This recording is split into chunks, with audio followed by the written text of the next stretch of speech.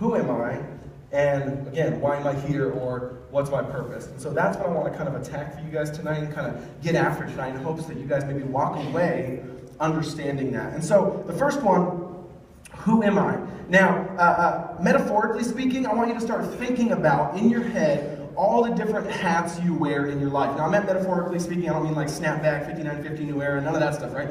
I mean like, what are all the different hats and kind of roles you wear in your life? So for example, me, I would be Jeff the husband, Jeff the son, Jeff the ex-baseball player, on and on and on and on, right? Now start kind of spinning in your head, what would that be for you, right? Alex or Katie or John, the student, the athlete, the musician, the chef, the son or daughter or husband or wife or boyfriend or girlfriend, whatever it is. Start kind of rolling those in your head. Now, while you're thinking about those, I want to ask another question. Out of all the ones you're starting to think of in your head, which one, if taken from you right now, in this instant, would cause the most damage?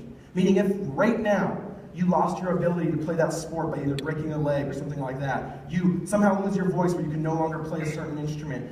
Someone breaks up with you. Someone dies. Whatever it is where it makes that identity you were thinking about no longer active, then that probably is kind of a bullseye to where you probably put your identity the most.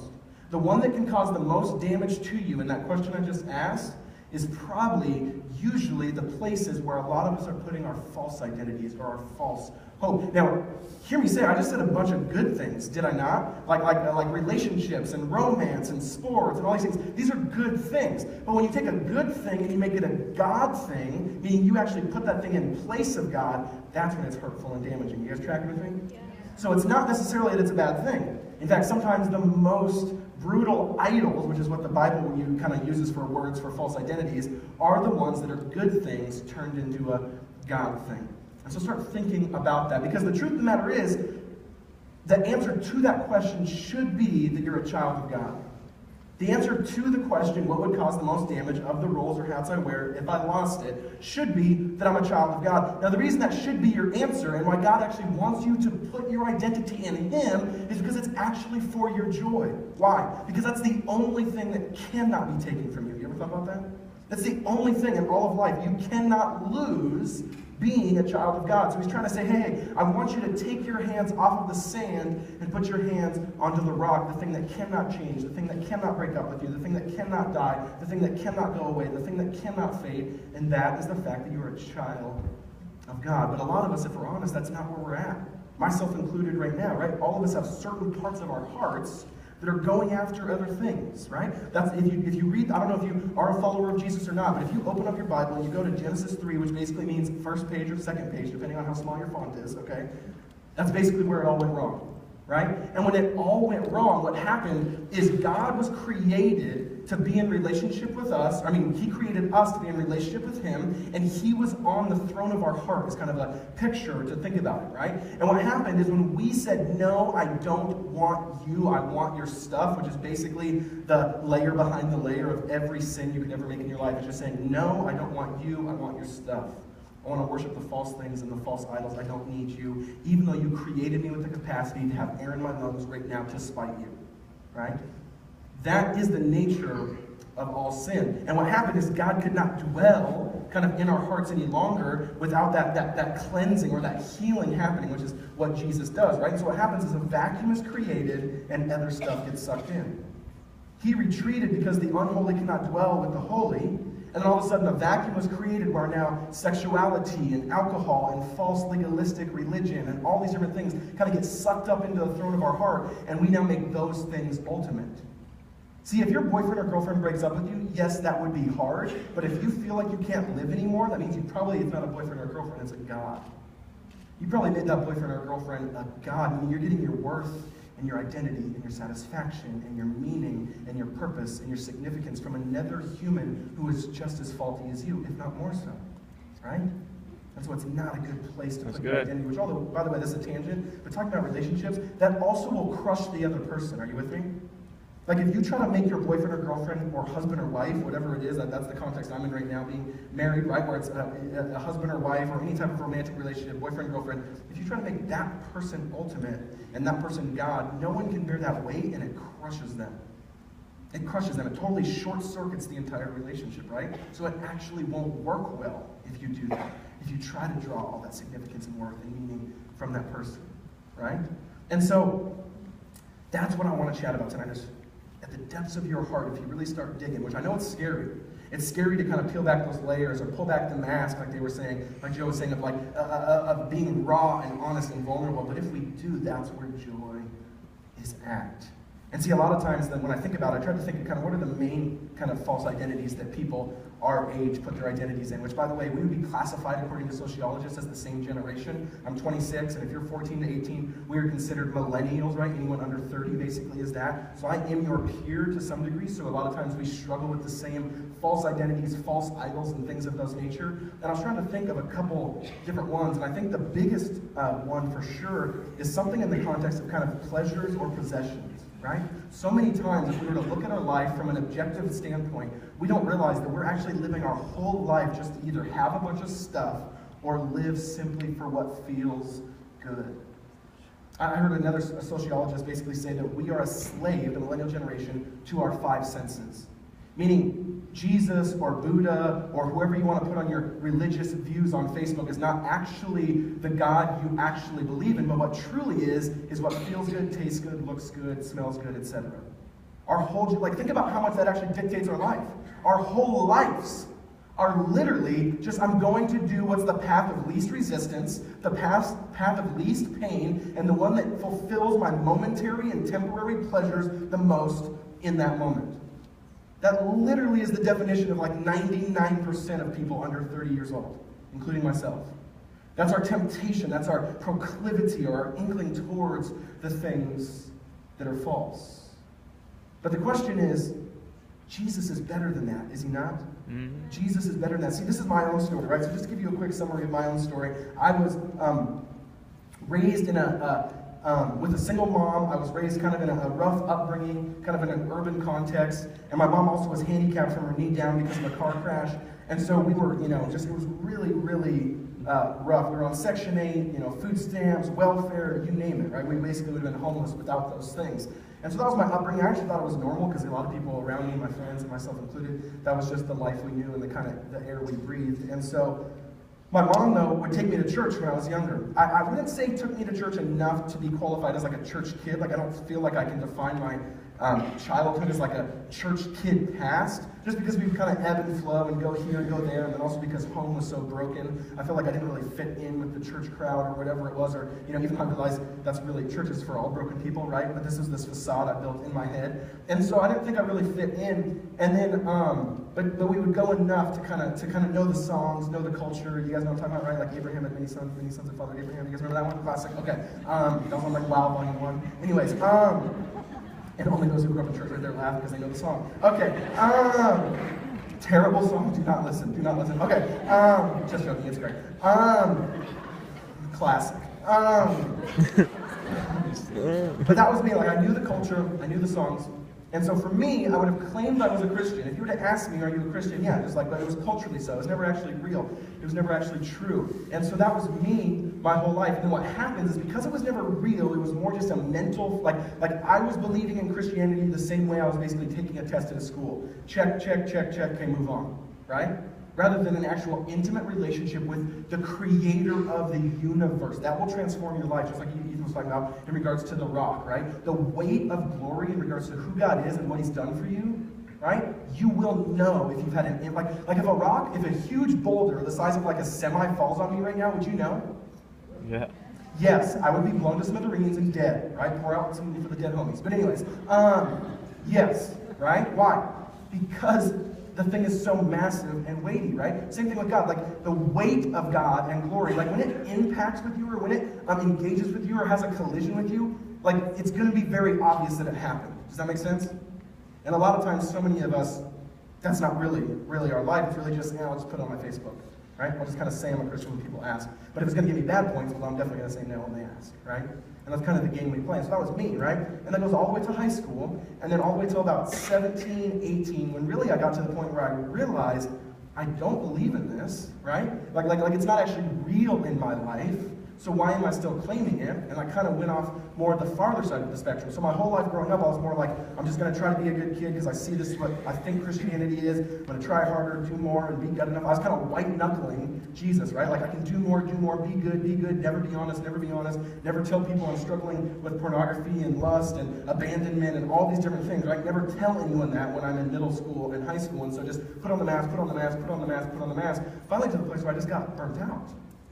So I said, this isn't working, because it actually wasn't, because it wasn't the real thing. It was not actually working, right? So I kind of then went on the other side of the spectrum and said, oh, I think I know what will work. Let's just see if I can just do whatever I want, whenever I want, however I want, get whatever I want, whatever looks good, tastes good, all that thing I was talking about earlier. So I went down that spectrum. And that took me all the way to college, where I finally got to the point where I then hit another brick wall, realizing that me as the king of my own life, whether that was in a religious, legalistic sense or in a rebellious sense, does not end well. It doesn't matter which of those two roads you take. You can go down the religious, false, legalistic, try harder, do more, pull you up by your bootstraps Christianity, and if there's no Jesus, it will not work, and you will actually turn bitter towards the faith. Because there's no intimacy and joy, because relationship is what gives you that. And if there's nothing of that and all the rules, you're going to hate it. That's good. And the other side doesn't work either. It never satisfies. It never satisfies. Thinking that that thing, you think if you could just get that, or be with that person, or do that, then finally you'll be satisfied. It doesn't work. I heard a pastor say that basically, again, our generation is like kind of watching this conveyor belt of all of kind of human pleasure coming down, and we say, oh, that's, if only I could, and just name whatever that is, fill in the blank for you, right? If only I could get that, have that, own that. And when it finally comes down to us on the conveyor belt, we get it, and we go, is this it? I mean, like, did I get duped? Like, this was not really this isn't satisfying in the way I thought it was, in the way I was working for it my whole life. So, oh, I know, it must be the next thing. Let's just put that one aside, let's try again. A lot of us will go to our deathbed with that game. Oh, it must be the next thing, because that one didn't work, that one didn't work. Let me just say right now, that's a really crappy way to live. Can I say that? Too late. Right? Sorry, hashtag. But, right, it's like, it's a bad way to live. It's a bad way to live. It's not what you were created for. That's what I'm trying to say. Right? It's not what you were created for. Now, this is why I think I know we weren't created for that. And this is where it was a turning point for me in college, just a few years after some of you guys, in regards to Jesus.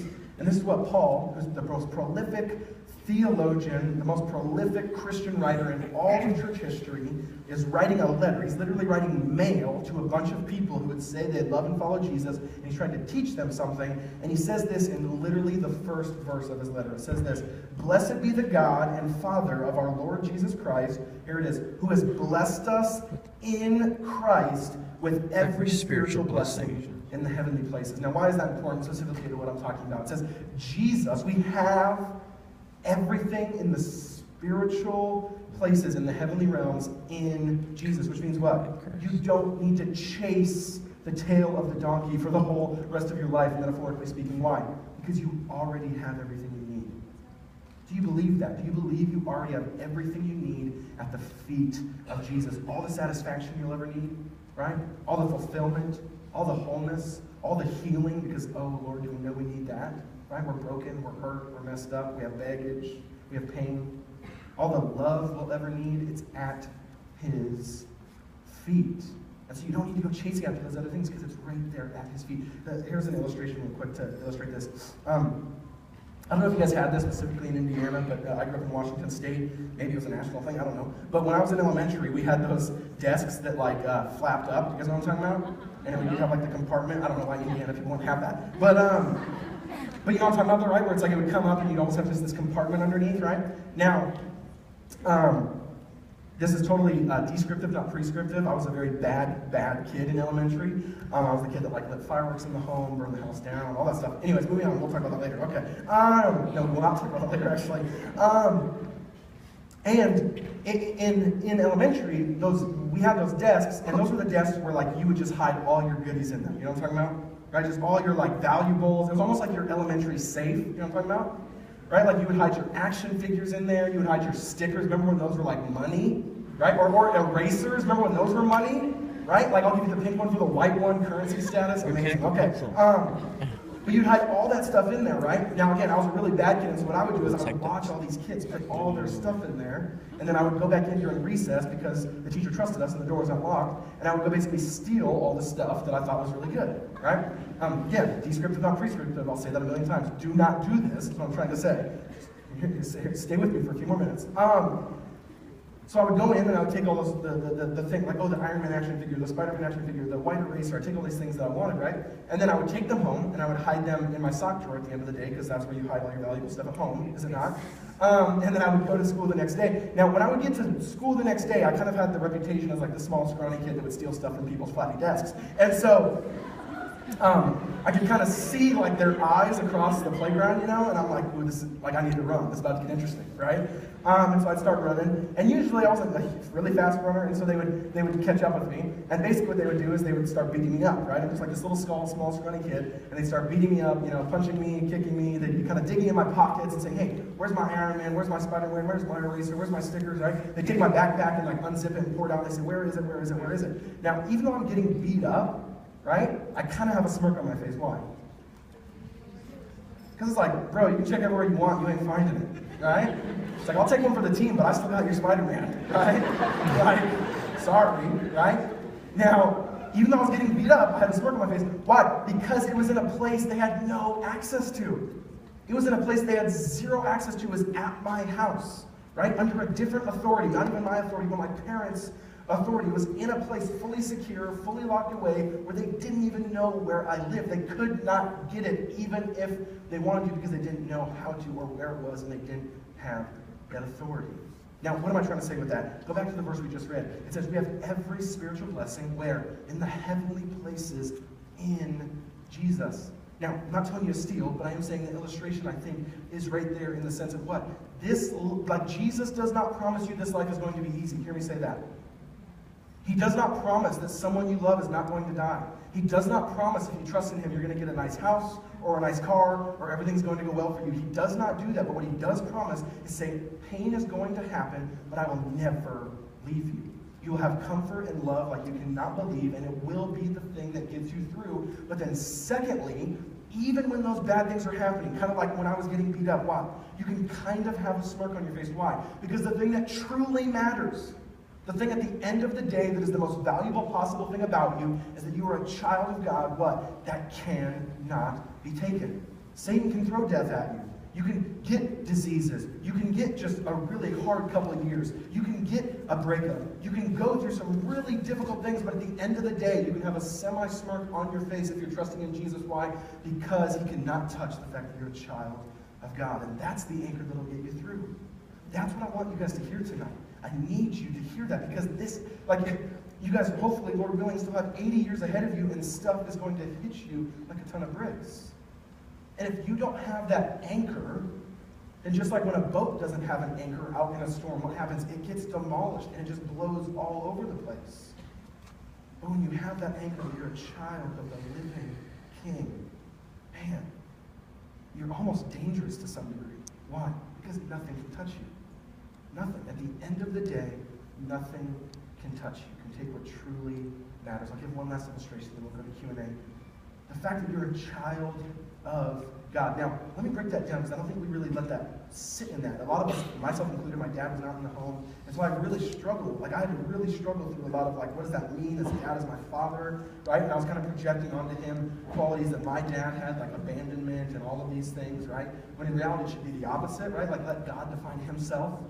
Please let him do that, right? According to his word. But what you see is that to be a child of God means that you are under covenant, not contract. I know those are really big words, but really all that basically means is covenant means it's a type of relationship where the promise is stronger than the behavior, okay? We really only have two in the whole world, and it's basically a parent-kid relationship and a husband-wife relationship, right? Meaning, like, the promise is like you don't just get your last name taken when you mess up. Are you with me? Right? Now, a contract relationship is the opposite. Contract relationship is based on what? The behavior, not the promise, right? Like, if you have a job and you mess up bad enough and you breach the contract, which is a big phrase for that, what happens? Fired. You get fired, right? See you later. Goodbye. You're done. Give me your uniform back. Don't come back tomorrow, right? But have you ever seen that in a covenant relationship? I hope not, right? Like little Johnny spills Fruity Loops on the floor. Oh, you stupid idiot, get out of the family, I never want to see you again. Don't come back, you messed up, you're done. Give me my last name back right now, see you later. You ever seen that? I hope not, and if you have, call CPS, please, right? Why? They're two different relationships at the core. At the core, they're two different relationships. This one's covenant, which just means the promise defines it. This one's contract, which means the behavior defines it. So many of us, if not all of us, have like this weird, bad, untruthful default of putting God over here. Do you realize there's only two ways that God primarily defines his relationship with us? And does anyone know in the Bible what they are? I just named them 5 minutes ago. A husband-wife relationship and a parent-kid relationship. That sounds a lot like what? Covenant. God is saying it cannot be broken. And that's the invitation you guys are having tonight to think on. Even if you're a follower of Jesus or not, we all need to keep going more forward on that road of I trust. I want to lean in. I want to understand what it means to be a child of God and go from contract to covenant, because this is what he says is true. And so you have faith and trust in that when I trust in him, when I turn from those false identities and false idols and say, I want you, he instantly makes you a child. And that can never be taken. It can never be revoked. Even when you're having a really dark season or a tough time, he says, I'm not going anywhere. I'm staying right here because I love you. And so that's why it's called good news. The big word we sometimes hear in church is gospel. If you translate that all the way back, it basically just means good news. That's all it means. It doesn't mean but sometimes when you hear people at churches, it's kind of like really bad news, right? Like that sucks, right? I don't want to come too late again, but right? It's like I don't want to hear that. That's terrible, right? No, it's good news, meaning that there's reason to celebrate when you hear this news. And there's reason to celebrate tonight because it's very, very good news. And so I hope that encourages you. Let's maybe go to some questions, and then we'll take a break here in a minute, and then go back to the second part.